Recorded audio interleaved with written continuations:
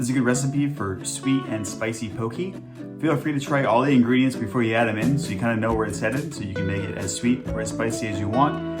There's a list of all the ingredients at the end so you can screenshot it for a trip to the store. Enjoy!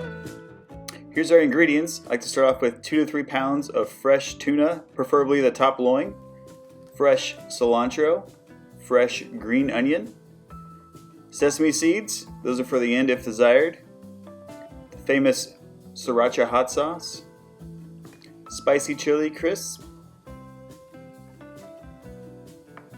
coconut aminos,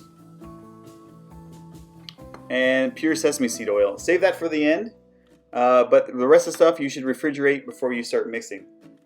Go ahead and chop your tuna into chunks and start putting them into a mixing bowl. Chop your cilantro and your green onions really fine. It's going to make all the difference when you mix it up. Mix in your sriracha and use a big spoon.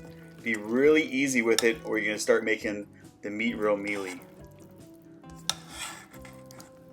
Next, add your spicy chili crisps and mix those in accordingly. Next, add in your coconut aminos. Go ahead and mix these up. And then as soon as you're done with that, you can go ahead and start adding your sesame seed oil. Now the sesame oil, add a little bit at a time until you reach the consistency that you're really looking for. If you overdo it, it'll just turn it real mushy.